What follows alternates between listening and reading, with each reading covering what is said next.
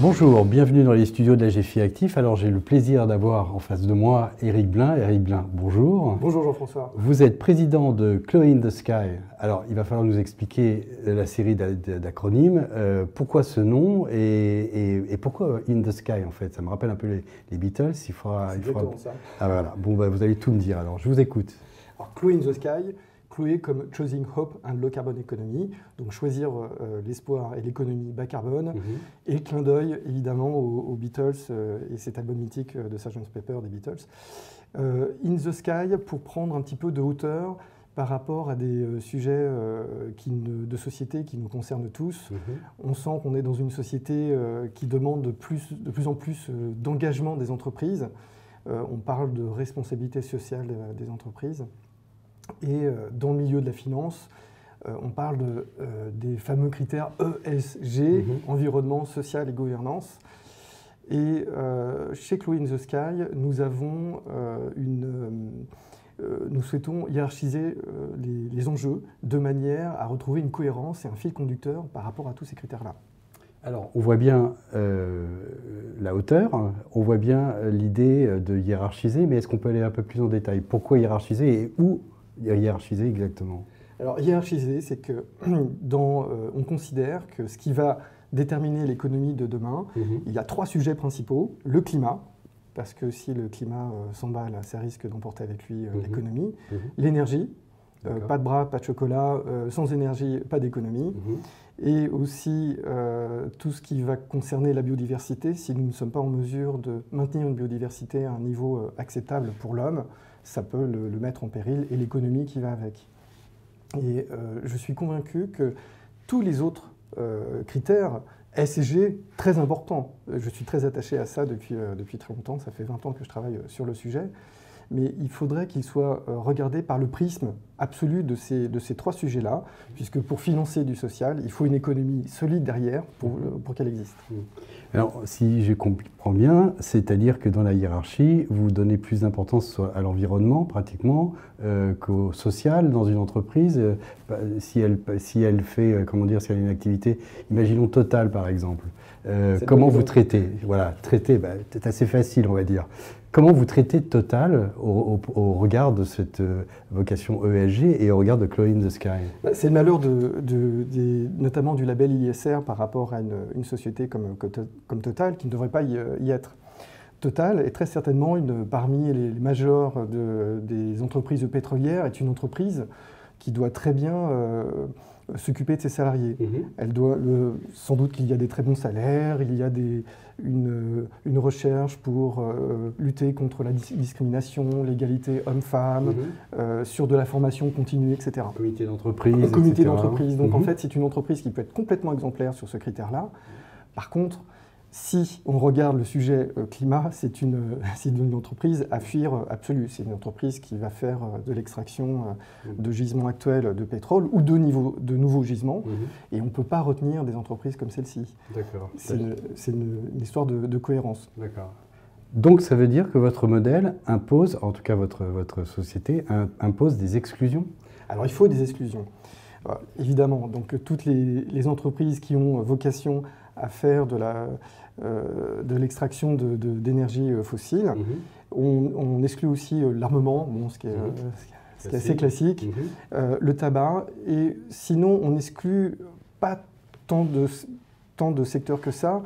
Ce qui va pour nous être très important, c'est le côté essentiel des activités. Par exemple, on ne va pas retenir le secteur de l'aviation, puisque jusqu'à présent, les avions ne décollent et ne marchent qu'avec du kérosène. Donc quand il y aura des avions à hydrogène, on aura envie de les avoir dans le portefeuille. Actuellement, ça n'existe pas.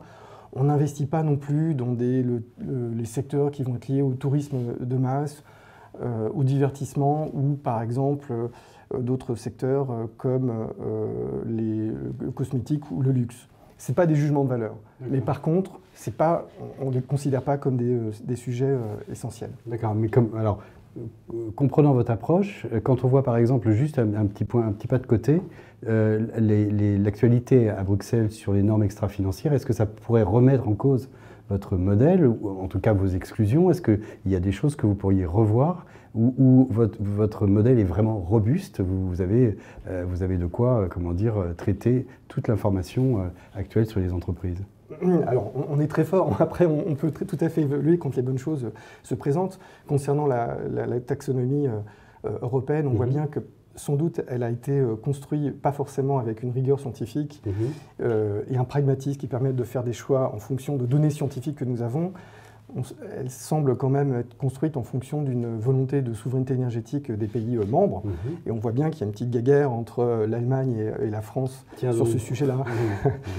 L'Allemagne, qui a, après avoir dépensé l'équivalent de 500 milliards d'euros en 10 ans pour verdir son énergie, a besoin d'énergie pilotable pour faire fonctionner, donner dans ses réseaux d'électricité quand il n'y a pas de vent ou pas de soleil, par exemple. Cette manière de voir et d'intégrer dans les énergies vertes transitoire, donc le nucléaire et le gaz, bon, c'est un compromis. A priori, pour notre manière de travailler, ça ne va pas nous aider à grand-chose. On le retrouve aussi dans les labels, certains labels français, comme le label Greenfin, qui exclut le nucléaire. On passe au mode pratique. Oui. C'est-à-dire, maintenant, de façon concrète, comment ça s'organise tout ça? De quoi est fait Chloé in the Sky? Alors, on a créé...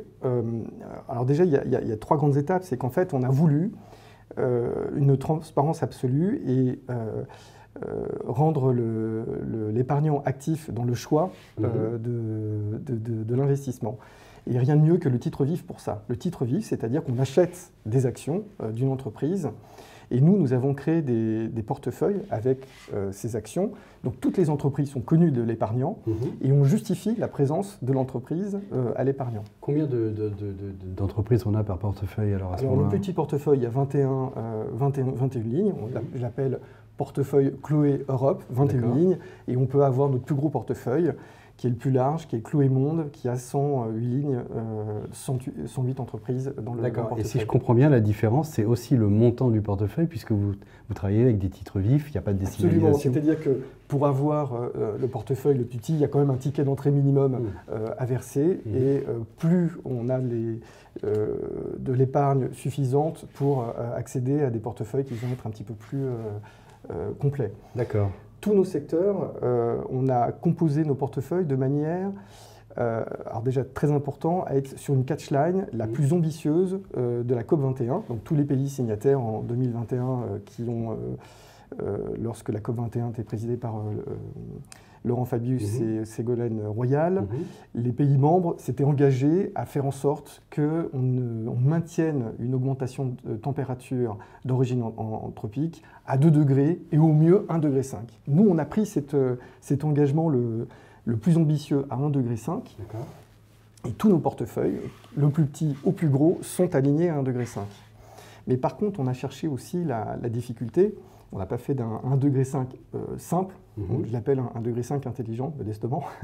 C'est qu'en fait, on a essayé de sélectionner, de construire les portefeuilles de manière à ce qu'ils représentent un écosystème industriel le plus représentatif possible. C'est-à-dire de quoi on a besoin pour fabriquer toute chose. Ça peut être une caméra, nos costumes, un vélo ou une éolienne, par exemple.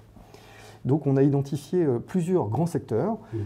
Pour fabriquer quoi que ce soit, on a besoin d'énergie, on a besoin de matières premières, on a besoin aussi de transport, et on a besoin des industries de fabrication de biens, des industries de fabrication de services, et du recyclage, de traitement de civils ou de déchets industriels, et du traitement de l'eau. Et on a identifié plusieurs sous-secteurs qui vont nous permettre de construire un portefeuille, un écosystème industriel où on retrouve toutes les activités qui sont essentielles pour fabriquer quasiment n'importe quoi. Donc, pour donner un exemple, par exemple, fabriquer une éolienne, ça nécessite d'avoir des métaux. On sait que la transition énergétique est très gourmande en métaux. Donc les métaux, il faut aller chercher dans des mines. Après, on transporte ces métaux-là, qui peuvent être du cuivre, du fer, du lithium, du manganèse, sur des bateaux. Et après, c'est amené à des entreprises, des métallurgies, sidérurgies qui vont transformer ça pour fabriquer les éoliennes. En fait, on essaie de reprendre toutes les industries qui permettent et les industries lourdes qui sont souvent mises de côté par des industries classiques, puisque ce sont des entreprises qui sont intrinsèquement énergivores. D'accord, donc quand on parlait d'exclusion, c'était des exclusions aussi intelligentes, on va dire, dans la mesure où vous n'en avez pas, là on en a besoin, on les garde quand même. En termes de performance, est-ce qu'on peut d'ores et déjà regarder ce que donnent ces différents portefeuilles ou... Alors, on a fait des backtests avec toute la prudence qu'on peut avoir sur l'analyse des backtests. Sur nos portefeuilles européens, nous avons une rentabilité sur les 5 dernières années d'environ 9% et sur le portefeuille monde d'environ 10%. Sachant que nous allons concentrer notre communication plus sur la résilience intrinsèque de nos portefeuilles, parce qu'ils sont composés de ces secteurs qui sont complètement essentiels, mais aussi avec un impact le plus fort possible, puisqu'on est aligné sur les accords les plus ambitieux de la COP21. D'accord. Les prochaines étapes alors, parce qu'on a discuté, tout est en place, on a les performances et tout, quelles sont les prochaines étapes pour Chloé alors ? Les prochaines étapes, c'est qu'on crée une communauté de CIF CGP à qui on propose notre offre, une family office aussi. Et nous allons élargir notre gamme de portefeuille à d'autres véhicules d'investissement. Alors ça peut être des produits structurés et aussi l'assurance vie dans un deuxième temps. D'accord. Bon, donc beau programme. Vous allez évangéliser auprès de vos confrères, j'imagine. C'est déjà fait. On commence. D'accord, j'entends. Oui, vous avez une levée de fonds, je crois. Alors, absolument. En automne, on aura besoin de sous, justement, pour financer tous nos projets et d'ouvrir notre concept à d'autres véhicules d'investissement pour que les réseaux de distribution, les maximum, puissent offrir notre gamme. D'accord. Vous serez à Patrimonia ? Nous serons à Patrimonia, on est une jeune entreprise, donc on n'a pas eu le temps de réserver les choses comme il fallait. En 2024, on y sera.